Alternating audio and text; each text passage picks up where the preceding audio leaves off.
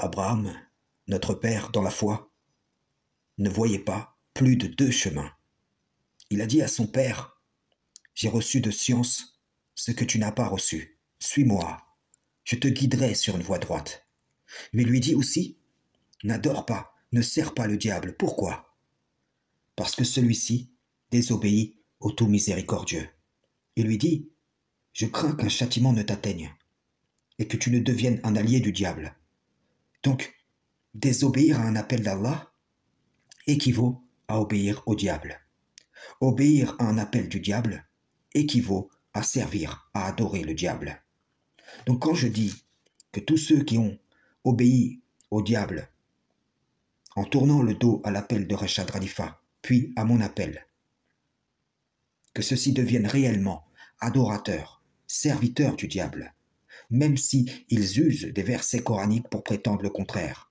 Je dis la vérité, tout en étant traité de menteur. Ce que je dis ici peut te paraître ahurissant à toi qui m'écoutes, mais la seule chose qui t'empêche de prendre cet avertissement au sérieux, c'est que tu te dis, le tout miséricordieux ne l'envoie pas, comme il n'a pas envoyé Rachad Khalifa.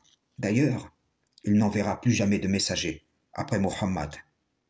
Rendez-vous compte, on vit dans une génération où des gens donnent plus de crédit à des usurpateurs comme Molek qu'à des véritables envoyés d'Allah comme Rachad.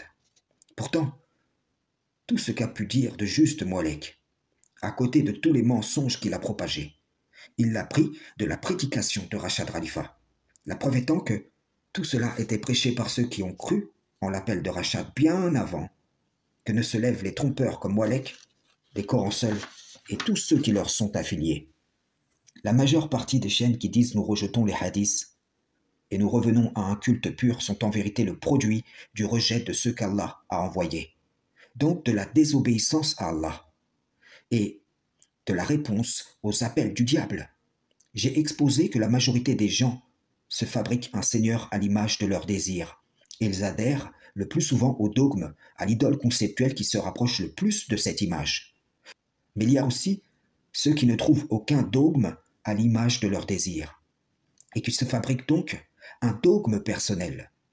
Ceux-ci, comprenant que leur survie exige une coalition, se soutiennent dans une pseudo-opposition au hadith et dans la plupart du temps au dogme sunnite. Donc ce n'est pas les principes divins qui les fédèrent, mais l'opposition à l'idole conceptuelle dont l'existence menace la survie de leur idole personnelle. Je vous le dis, sur tous ceux qui ont écouté les Molek, les Corans seuls, les coranistes, etc., qui ont rejeté Rachad Khalifa, il y a les djinns shaitan qui sont aux manettes de ce mouvement usurpateur, exactement comme jusqu'à nos jours, il y a sur les gens du christianisme l'usurpation de l'Esprit Saint. Et petit à petit, ce mouvement usurpateur est en train d'étouffer, de recouvrir l'appel d'origine, comme les chrétiens s'approprient et reprennent les paroles du Messie au service de leur idole conceptuelle. De même agissent ceux que je dénonce ici. Pour moi, et ceux qui sont avec moi, c'est aussi clair que lorsque le Samiri a dit « Voici votre divinité et la divinité de Moïse ». Comme aujourd'hui, ils vous disent « Voici notre religion et la véritable religion de Mohammed ». Alors que ceux-ci adorent et servent le diable à travers des idoles conceptuelles, collectives ou personnelles. C'est-à-dire, le rêve fait partie du monde invisible, du rêve. Faut rigoler, parce que bon, sinon tu t'en sors pas, tu vois. Et le rêve, on n'y a pas accès. Mais on n'a pas accès à l'invisible. Vous entendez ce qu'elle a dit? Les prophètes qui ont accès. Il n'y a que les prophètes qui ont accès, qu'ils ont tués. Hein. Donc on ne sait pas comment ils ont fait pour les tuer dans l'invisible, mais je pense qu'ils racontent. Donc nous n'avons pas accès à l'invisible. Dieu parle de ceux qui croient, le chapitre 2 du livre de rappel, le Coran al-Hakim, ceux qui croient à l'invisible. Donc Dieu nous demande de croire à quelque chose dont on n'a dont on peut absolument rien percevoir. C'est pas parce que c'est invisible que ça n'existe pas. C'est un autre monde. Dieu est le maître des mondes. Il nous permet d'accéder au monde de l'invisible. Et on est dans le monde de l'invisible tous les soirs quand on va se coucher. Hassan et Hussein, tu vois bien qu'on traverse le temps. Subhanallah al-Azim. D'accord? Comment on est en contact avec les messagers de Dieu, les prophètes, par l'invisible, par l'esprit des prophètes. Paix et salut de Dieu sur leur famille, sur notre bien-aimé Marie. Voyez-vous, il dit clairement qu'il a accès aux messagers dans l'invisible. Et cela ne vient pas de lui, mais d'un autre qui lui a vendu l'idée qu'il serait le Ahmed, qu'Issa, fils de Mariam, annonce dans le Coran. Et cet autre en question a avoué publiquement être possédés. Donc, sachant que ces entités dans l'invisible sont des djinns shaitan se faisant passer pour les messagers d'Allah, tout ce qu'a pu dire Molek n'est que d'inspiration diabolique dans le but d'induire en erreur et recouvrir le véritable appel émis par Rachad Khalifa. C'est de là que viennent tous ceux qui disent « Nous croyons à Torah, Injil, Zabour, Coran » et nous rejetons Rachad Khalifa. Opposés à eux, il y a leurs frères ennemis qui ont repris une erreur de Rachad Khalifa prêchée par ceux qui ont fait de ces positionnements une nouvelle sunna en l'argument Coran seul.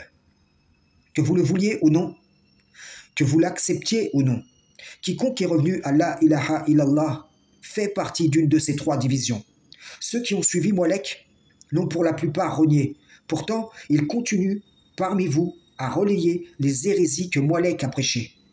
Car les diables sur Molek ont été levés après lui d'autres suppôts pour poursuivre son œuvre d'égarement parmi vous. Ceci est la réalité.